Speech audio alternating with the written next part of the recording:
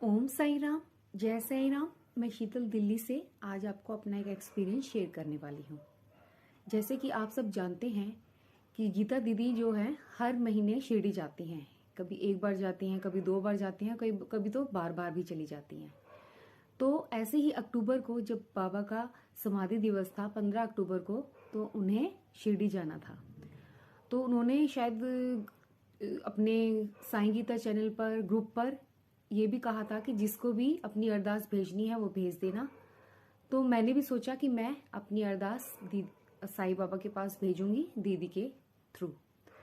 तो मैंने दीदी से पूरा प्रोसेस पूछा कि कैसे मैं अपनी अरदास लगा सकती हूँ। उससे पहले मैंने कभी अपनी ऐसी अरदास बाबा के पास नहीं भेजी है। तो दीदी ने मुझे सारा प्रोसेस बताया कि कैसे पेपर पर रेड कलर की इंक पर लेकर उसको लिखना है और चारों तरफ, चारों कोने में हल्दी के जो है, हल्दी से चारों कोनों को करना है और कैसे रेड कलर के धागे में उनको फोल्ड करना है। तो मैंने ऐसे ही किया, अपनी अरदास उसमें लिख दी और तैयार कर ली। दूसरे दिन मुझे लोधी रोड वाले मंदिर पर, साईं बाबा के मंदिर पर जाना था। दीदी को अपनी अरदास देनी थी। दीदी ने भी बोला था कि मैं शिरडी जाने से पहले लोधी रोड वाले मंदिर पर आऊंगी और तुम्हारी अरदास ले जाऊंगी।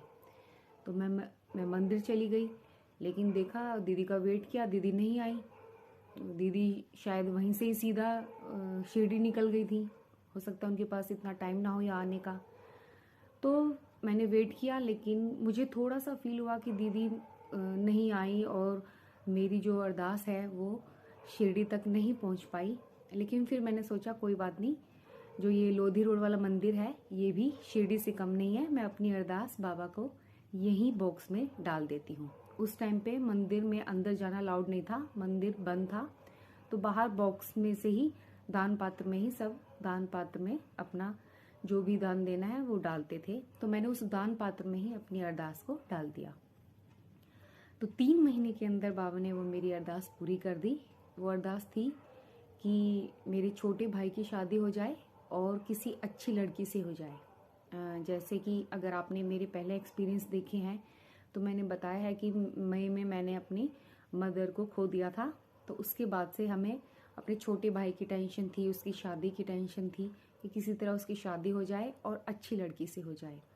तो ये अरदास मैंने डाली थी और बाबा ने 3 महीने में, यानी 23 जनवरी को बाबा ने मेरे भाई की शादी करा दी, एक अच्छी लड़की से करा दी। और उस टाइम पे भी बाबा ने परीक्षा कि मेरे छोटे भाई की शादी हो जाए और किसी अच्छी लड़की से हो जाए। जैसे कि अगर आपने मेरे पहले एक्सपीरियंस देखे हैं तो मैंने बताया है कि मई में मैंने अपनी मदर को खो दिया था। तो उसके बाद से हमें अपने छोटे भाई की टेंशन थी, उसकी शादी की टेंशन थी कि किसी तरह उसकी शादी हो जाए और अच्छी लड़की से हो जाए। तो ये अरदास मैंने डाली थी और बाबा ने 3 महीने में, यानी 23 जनवरी को बाबा ने मेरे भाई की शादी करा दी, एक अच्छी लड़की से करा दी। और उस टाइम पे भी बाबा ने परीक्षाएं ली और लॉकडाउन था दिल्ली में, मतलब OD1 था। एक शॉप खुल रही थी, एक शॉप बंद थी।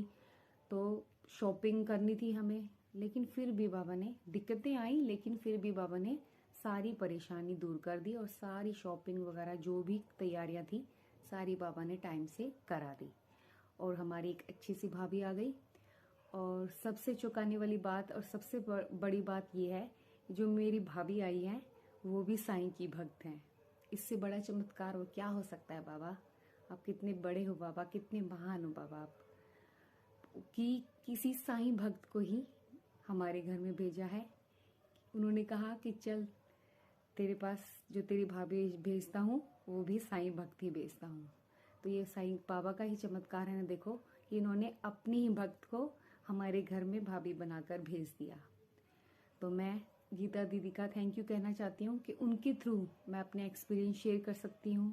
उनके थ्रू ही मैंने लोधी रोड वाले मंदिर को जाना, बाबा को और भी ज़्यादा करीब से जाना। तो थैंक यू गीता दीदी और थैंक यू साईं बाबा कि आपने मेरी सारी इच्छाएं पूरी की। ओम साई राम।